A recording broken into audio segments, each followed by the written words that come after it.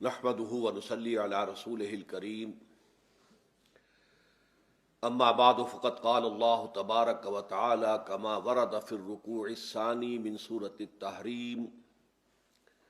اعوذ بالله من الشيطان الرجيم بسم الله الرحمن الرحيم يا ايها الذين آمنوا توبوا الى الله توبة نصوحا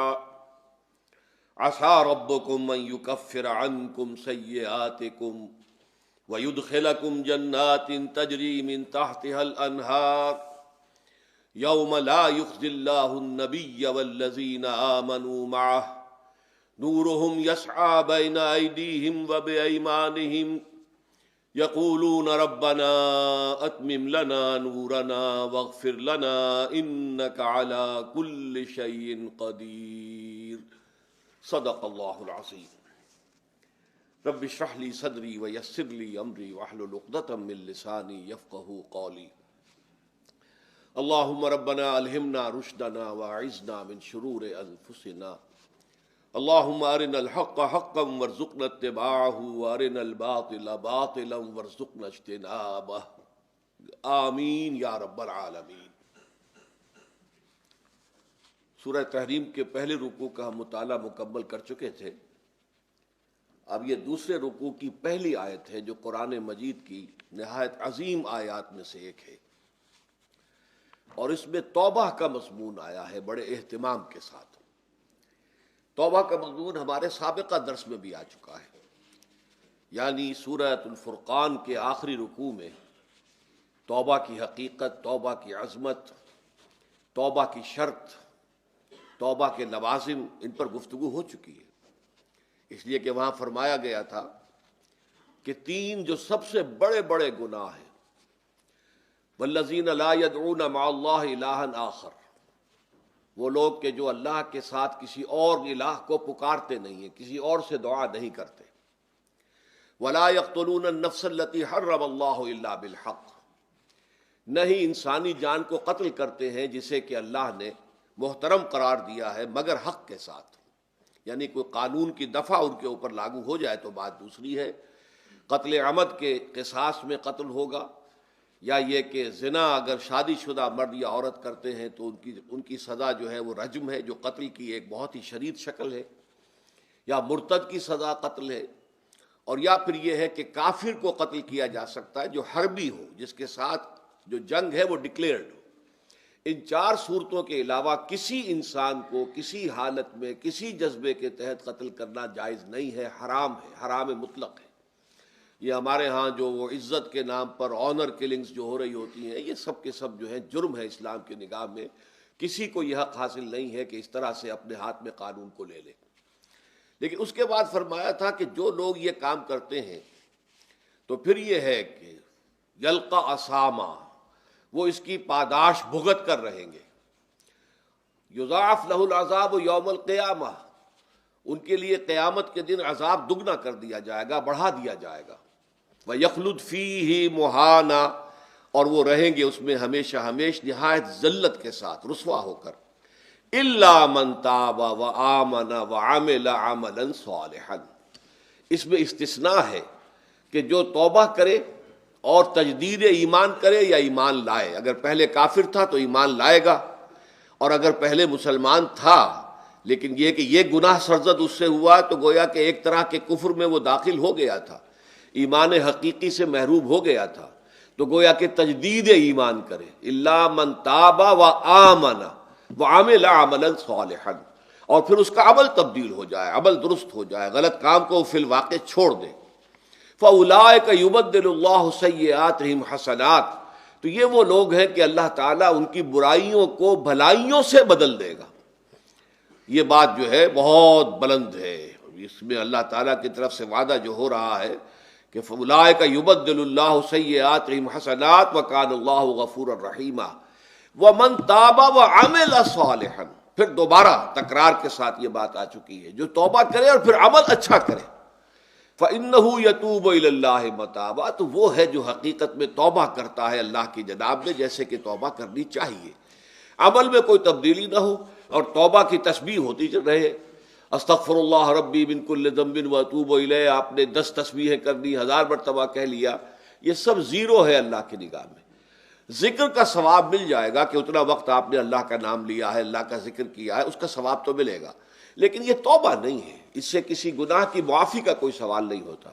اس سے برائیوں کے بھلائیوں میں بدلنے کا کوئی امکان نہیں ہے، اس سے اس کی سزا سے بچنے کی کوئی سبیل نہیں ہے۔ اب سورہ تحریم میں خاص طور پر ایک خاص جو پس منظر ہے اس کے اعتبار سے یہ آیت آ رہی ہے، یا ایھا الذین آمنوا توبوا الی اللہ توبۃ نصوحا، اے وہ لوگوں جو ایمان لائے ہو، اے ایمان کے مدعیو، دعوے دارو، توبہ کرو اللہ کی جناب میں، لیکن وہ توبہ خالص ہونی چاہیے، توبۃ نصوحا۔ اس سورہ مبارکہ کے پس منظر کو نوٹ کیجئے تو اس میں ایک خطائے اجتہادی کہہ لیجئے حضور سے ہو گئی تھی صلی اللہ علیہ وسلم، اگرچہ وہ خطا جانب خیر میں تھی، اچھے کام کے لیے تھی، برے کام کے لیے نہیں تھی، کہ آپ نے اپنی ازواج مطہرات کی دل جوئی کے لیے ایک شے جو اللہ کی طرف سے آپ کے لیے حلال تھی اس کو استعمال نہ کرنے کی قسم کھا لی،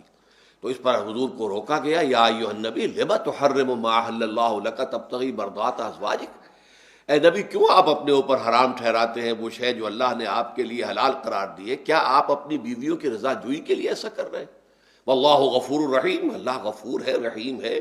اللہ نے آپ کی اس خطا سے درگزر کیا ہے، لیکن قد فرض اللہ لکم تحلۃ ایمانکم، اللہ تعالیٰ نے راستہ تمہارے لیے کھول دیا ہوا ہے کہ ایسی قسموں کو کھولا جا سکتا ہے، جس کے لیے کہ سورہ مائدہ کے اندر کفارہ دے دیا گیا۔ تو گویا کہ حضور کو یہاں حکم دیا جا رہا ہے کہ آپ اپنی اس قسم کا کفارہ دیجئے، قسم کا، اور یہ جو قسم ہے اس کو کھول دیجئے۔ نمبر 2 پہ پھر 2 ازواج مطہرات کا معاملہ آیا کہ حضور نے ایک راز کی بات کہی ایک زوجہ محترمہ سے، لیکن انہوں نے وہ راز جو ہے وہ دوسری زوجہ محترمہ کو پہنچا دیا جن میں زیادہ آپس میں قریبی تعلق تھا، تو گویا کہ یہ بھی ایک طرح سے خیانت ہو گئی، اس لیے کہ راز جو ہے وہ تو ایک امانت ہوتا ہے، اور خاص طور پر عائلی زندگی میں میاں بیوی کے درمیان کے جو معاملات ہوتے ہیں وہ تو بہت ہی رازداری پر مبنی ہوتے ہیں، اس لیے ان میں سے کوئی چیز جو ہے جس کو خاص طور پر کہا گیا ہو کہ یہ ایک راز کی بات ہے جو تم سے کہہ رہا ہوں، کسی اور سے کہنا نہیں ہے، تو اس میں جو غلطی ہوئی ہے وہ بھی ایک بڑی غلطی تھی حضرت عائشہ صدیقہ رضی اللہ تعالی عنہا ان کی۔ تو ان دونوں کے پس منظر میں پھر تیسری بات آئی کہ اہل ایمان اگر تم غافل ہو اپنے اہل و عیال کی طرف سے اس اعتبار سے کہ ان کا کردار کیسا بن رہا ہے، وہ اللہ کے بندے ہیں یا کوئی غلطیاں کر رہے ہیں، خطا کر رہے ہیں، تو دیکھو یہ تم ان کے ساتھ جو ہے وہ محبت نہیں کر رہے، عداوت کر رہے ہو، اس لیے کہ تمہاری اس نرمی، تمہاری اس شفقت اور ان محبت کے اندر اس درجے بڑھ جانا کہ اس میں اللہ تعالیٰ کے جو حرام کردہ امور ہیں ان میں بھی تم ملوث ہو جاؤ، تو یہ گویا کہ در حقیقت تم اپنے آپ سے بھی دشمنی کر رہے ہو اور ان سے بھی دشمنی کر رہے ہو، اپنے آپ سے دشمنی کر رہے ہو کہ تمہاری عاقبت خراب ہوگی، ان سے دشمنی کر رہے ہو کہ ان کی اگر تربیت غلط ہو جائے گی تو گویا کہ وہ جہنم کا نوالا بنیں گے۔ اب اس 3 چیزوں کے پس منظر میں فرمایا جا رہا ہے، یا ایھا الذین آمنوا توبوا الی اللہ توبۃ نصوحا، اے ایمان والو، اے ایمان کے دعوے دارو، اللہ کے جناب میں توبہ کرو، لیکن توبہ خالص، نصوحا۔ پہلی بات تو یہ جانیے، میں نے بھی یقیناً پہلے بھی عرض کیا ہوگا لیکن دہرانے میں کوئی حرج نہیں ہے، عربی زبان میں یہ 2 الفاظ بہت قریب ہیں، آبا یعوب اوبن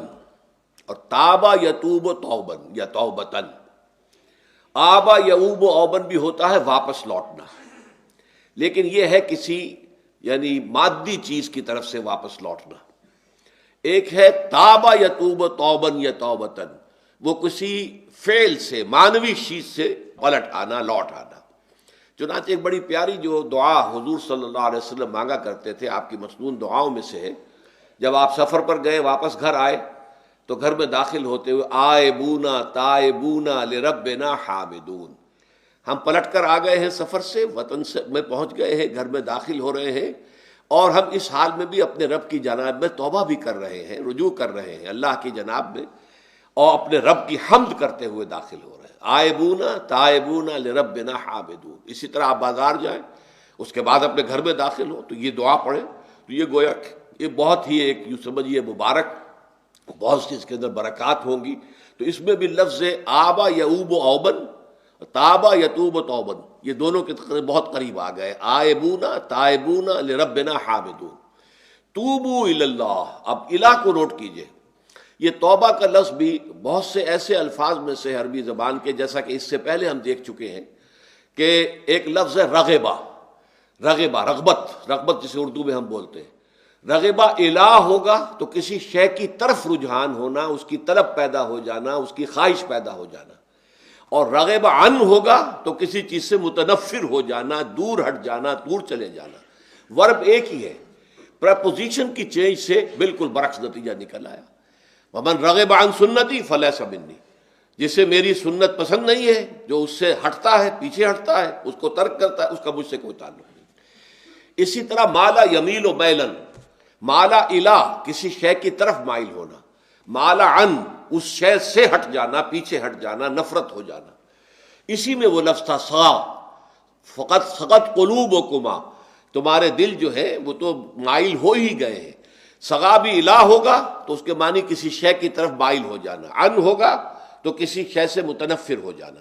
تو وہاں میں عرض کر چکا تھا لقد سغت قلوبکما، تو اے نبی کی دونوں بیویوں، تمہارے دل تو یقیناً اللہ کی طرف مائل ہو چکے ہیں، توبہ کی طرف مائل ہو چکے ہیں، لیکن زبان سے یہ کہتے ہوئے کہ حضور معاف کر دیجئے غلطی ہو گئی ہے، اس میں ذرا حجاب آ رہا ہے۔ ظاہر بات ہے شوہر اور بیوی کے درمیان جس طرح کا تعلق ہوتا ہے تو اس میں یہ کہ بسا اوقات اپنی غلطی کو واضح الفاظ میں تسلیم کرنے میں کچھ ہچکچاہٹ سی ہوتی ہے۔ تو وہ ایک کیفیت تھی کہ تمہارا دل تو مائل ہو چکا ہے، لیکن یہ کہ تم ذرا زبان سے بھی کہو، اقرار کرو۔ اسی طریقے سے یہ لفظ توبہ ہے، توبہ الہ ہے، کسی کی جناب میں توبہ کرنا۔ جب اللہ تعالیٰ کی طرف توبہ کا لفظ آئے گا تو توبو الی اللہ توبۃ نصوحا، اللہ کی جناب میں توبہ کرو۔ اور جب اللہ تعالیٰ توبہ کرتا ہے، یہ لفظ جو ہے دو طرف استعمال ہوتا ہے، تواب بندہ بھی ہے، تواب اللہ بھی ہے۔ اللہ تواب ہے، بہت توبہ کا قبول کرنے والا، بندہ تواب ہے، بہت زیادہ توبہ کرنے والا۔ وہ حدیث میں آپ کو سنا چکا ہوں، کل بنی آدم خطاؤون وخیر الخطائین التوابون، تمام بنی آدم نہایت خطا کار ہیں، گناہ گار ہیں، غلطیاں ہوتی ہیں، خطائیں ہوتی ہیں، لیکن ان خطا کاروں میں بہتر لوگ وہ ہیں جو بہت توبہ کرنے والے، رجوع کرتے ہیں، پلٹتے ہیں، ان میں پشیمانی پیدا ہو جاتی ہے اور وہ اللہ تعالیٰ کی جناب میں رجوع کرتے ہیں، تو وہ تواب ہیں، بہت زیادہ توبہ کرنے والے۔ لیکن اللہ کی جناب میں توبہ جب بندہ کرتا ہے تو وہ الہ آئے گا، تابہ الہ، اس نے توبہ کی اللہ کی جناب میں۔ اللہ توبہ کرتا ہے یعنی اللہ تعالیٰ جو ہے اپنی نظر شفقت اور نظر رحمت جو پھیرنی تھی اس نے، کہ ایک بندے نے گناہ کیا ہے، میرے حکم کی جو ہے خلاف ورزی کی ہے، معصیت کا ارتکاب کیا ہے، تو اللہ تعالیٰ اپنی رحمت اور شفقت کی نگاہ اس سے ہٹا لیتا ہے۔ لیکن جب بندہ توبہ کرتا ہے تو پھر اللہ تعالیٰ بھی رجوع فرماتا ہے اور اپنی شفقت اور رحمت اور مغفرت کے ساتھ بندے کی جانب متوجہ ہو جاتا ہے۔ لیکن وہاں تابہ اعلیٰ آئے گا، تب علینا، اے پروردگار ہماری توبہ کو قبول فرما، وہ الہ کے ساتھ آئے گا۔ ہم جب توبہ کریں گے تو وہ الہ کے ساتھ آئے گا۔ تو یہاں فرمایا توبو الی اللہ، اللہ کی جناب میں توبہ کرو، پلٹو، رجوع کرو، اور توبۃ نصوحا، خالص توبہ۔ اس کی جو وضاحت تھوڑی سی میں ابھی کر چکا ہوں کہ خالص توبہ سے مراد کیا ہے۔ یہ نہیں کہ بس توبہ کی ورد ہو رہا ہے اور توبہ جو ہے وہ اس کے کلمات زبان سے ادا کیے جا رہے ہیں۔ بعض لوگ ہیں وہ جو آیت کریمہ ہے اس کا 1.25 لاکھ کا ہو رہا ہے، ورد ہو رہا ہے، کتنا ہو رہا ہے، اس کی تسبیح پڑھ رہے، اس سے کچھ نہیں ہوتا جب تک کہ دل کے اندر گناہ سے نفرت پیدا نہ ہو جائے، حقیقی پشیمانی نہ ہو کہ یہ مجھ سے بہت غلط حرکت سرزد ہوتی رہی ہے، پختہ ارادہ نہ ہو کہ آئندہ یہ کام نہیں کروں گا یا کروں گی، اور یہ کہ بالفعل بھی اس کام کو چھوڑ دے۔ یہ 3 شرطیں کم سے کم ہیں ان چیزوں میں کہ جو حقوق اللہ میں سے، اللہ تعالیٰ کے حقوق، ان میں کوتاہی ہوئی ہے، ان میں غلطی ہوئی ہے، اس میں انسان نے کسی معصیت کا ارتکاب کیا ہے، تو 3 شرطیں۔ حقیقی پشیمانی نمبر 1، جس کے لیے میں نے اقبال کا شعر آپ کو سنایا تھا، جو بالکل نوجوانی کے دور میں انہوں نے کہا تھا، اور کسی، اب میں نام بھول رہا ہوں، کوئی بہت بڑے شاعر تھے، استاذ تھے، اساتذہ، استاذ الشعراء، انہوں نے کہا تھا کہ میاں صاحبزادے اس عمر میں اور یہ شعر،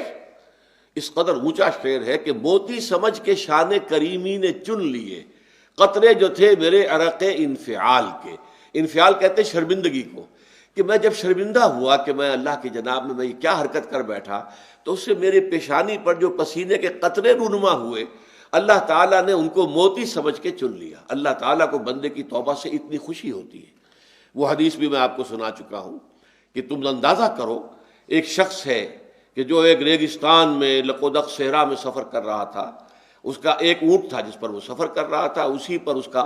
جو بھی راستے کا کچھ کھانا وانا تھا، خوراک تھی، وہ بھی اس کی پوٹلیاں بھی تھیں اور پانی کی چھاگل بھی بندھی ہوئی تھی۔ تھوڑی دیر کے لیے وہ ایک درخت کے سائے میں بیٹھ گیا استراحت کے لیے، وہ اسی میں آنکھ لگ گئی اس کی۔ اب جب آنکھ کھلی تو دیکھا کہ اونٹ غائب ہے۔ اب اونٹ گویا کہ اس کی زندگی کا واحد سہارا، کہاں جائے گا اب بغیر اونٹ کے؟ اس دوڑا دائیں بائیں، شمال جنوب مغرب مشرق، سب میں کہیں جہاں تک وہ کر سکتا تھا اسے کہیں اونٹ نظر نہیں آیا۔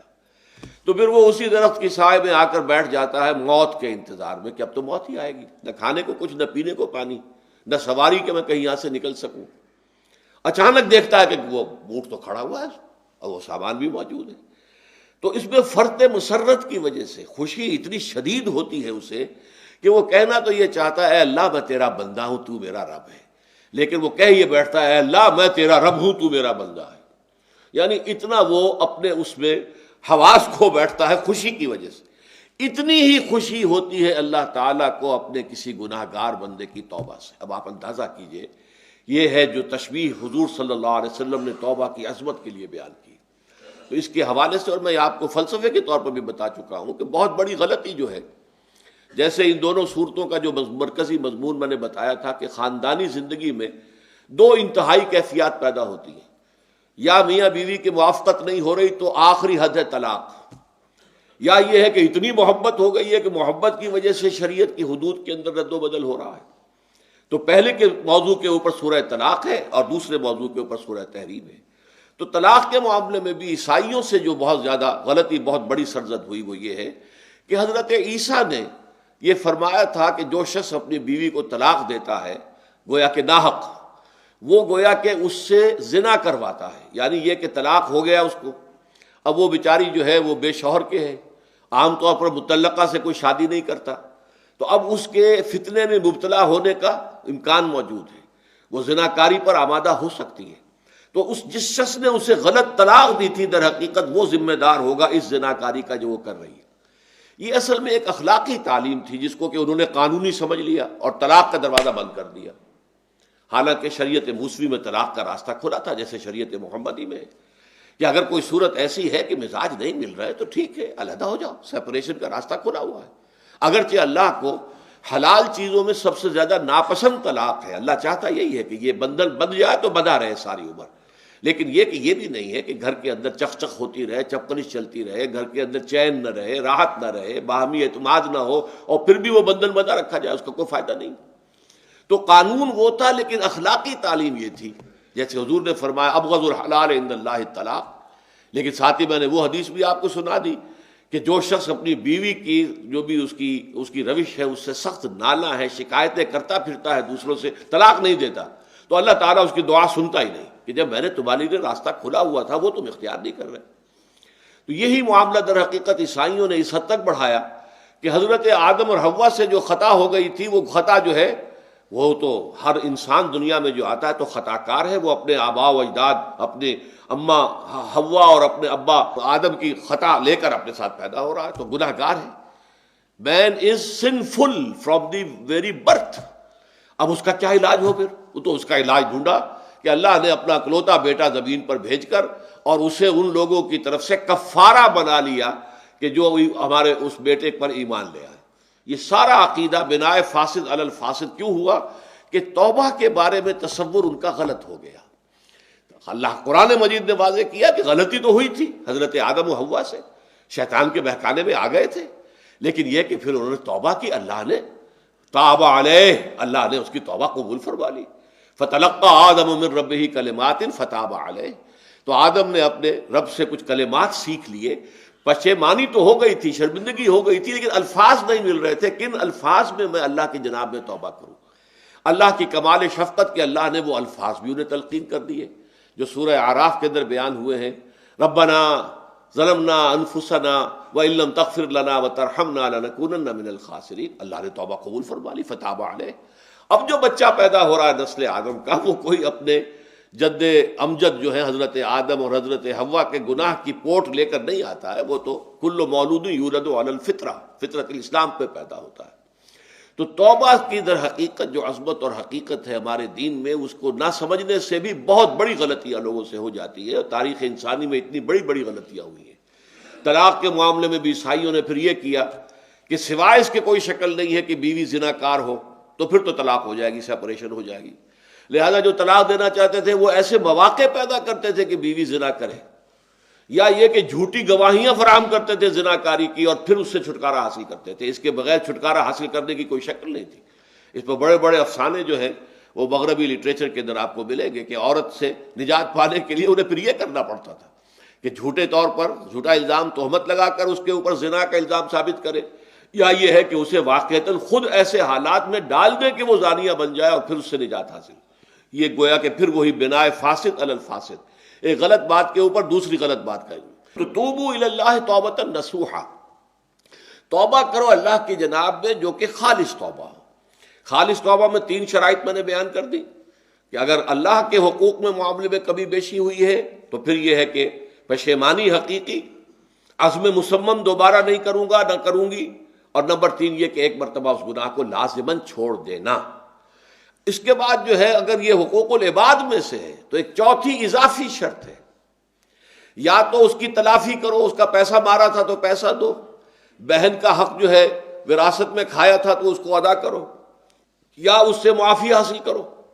یا پھر ایک شکل ہو سکتی ہے کہ اگر وہ فوت بھی ہو گیا ہے، اب کوئی شکل نہیں ہے، اس کی طرف سے صدقہ و خیرات کرتے رہو، اللہ یہ میں کر رہا ہوں اس کے حساب میں اس کو جمع کر دے،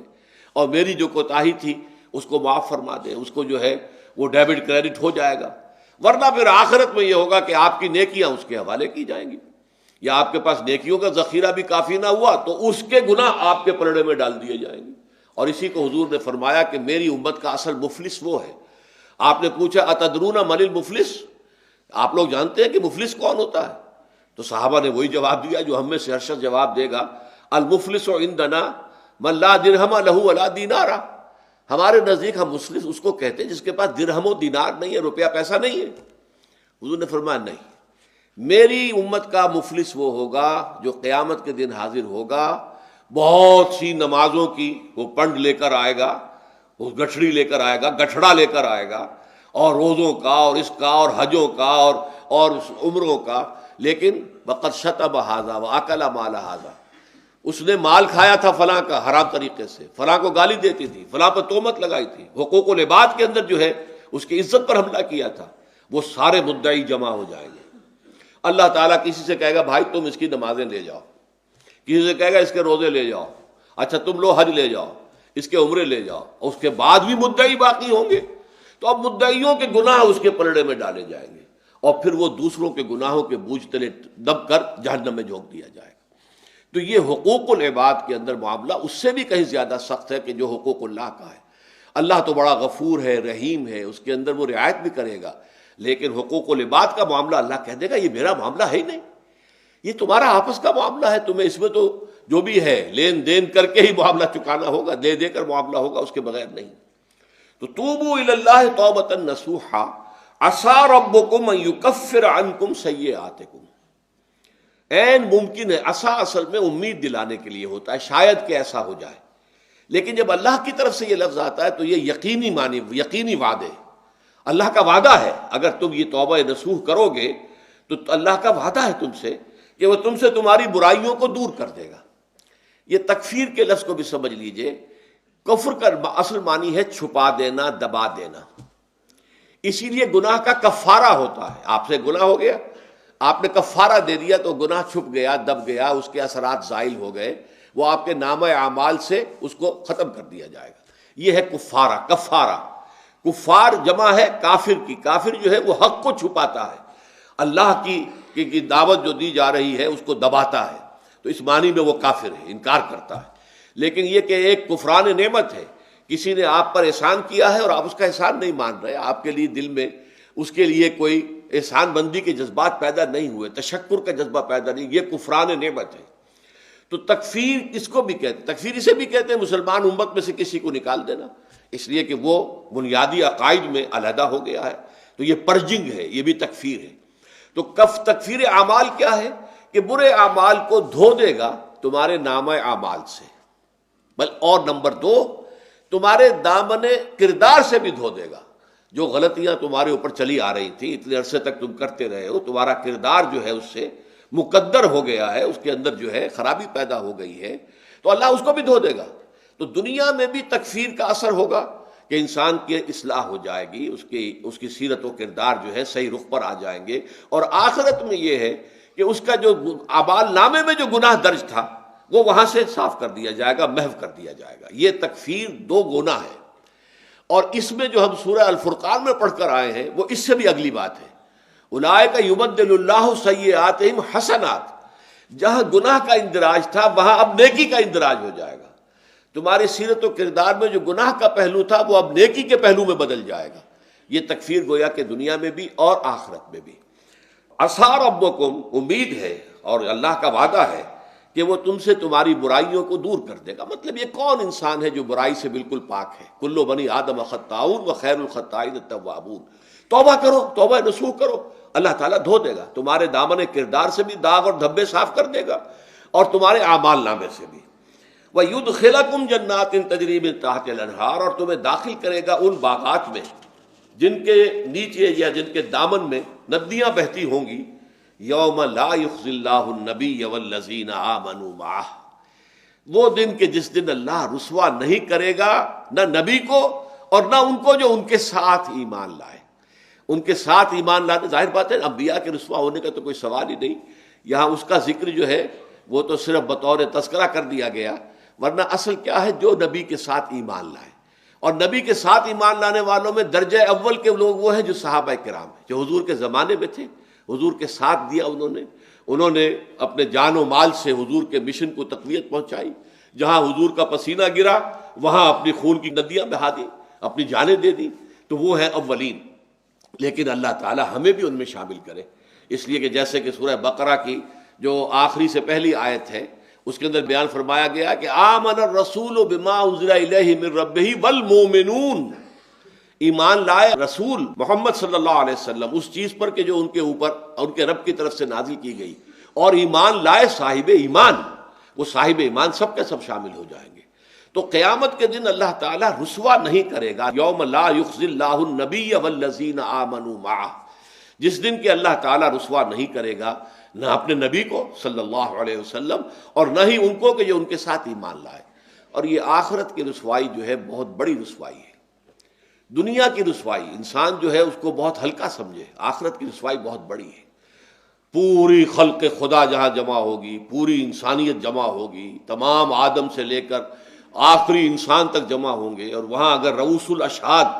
ہمارا پردہ چاک کیا جائے، ہمارے گناہوں کو جو ہے اعلان کیا جائے، تو وہ کتنی بڑی رسوائی ہوگی. اسی لیے یہ دعا مانگتے رہنا چاہیے، اللہم ربنا اجرنا من خزی الدنیا والآخرہ،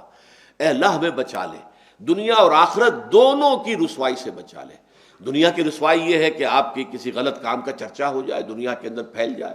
آپ کی جو ہے عزت جو ہے وہ داغدار ہو جائے، اس سے بھی اے اللہ بچا لے، پردہ ڈال دے. جیسے کہ حضور نے لفظ استعمال کیا اللہ یتغمدنی ربی برحمتہ، اللہ یہ کہ میرا پروردگار مجھے اپنی رحمت کی چادر تلے ڈھانپ لے. اللہ تعالیٰ دنیا میں بھی ہمیں ڈھانپے رکھے اور آخرت میں بھی ڈھانپ لے. تو یہ خزی دنیا والآخرہ، اے اللہ ہمیں دنیا کی بھی رسوائی سے بچائے رکھ اور آخرت کی رسوائی سے بھی بچا لیجو. بارک اللہ لی ولکم فی القرآن العظیم ونفعنی وإیاکم بالآیات والذکر الحکیم.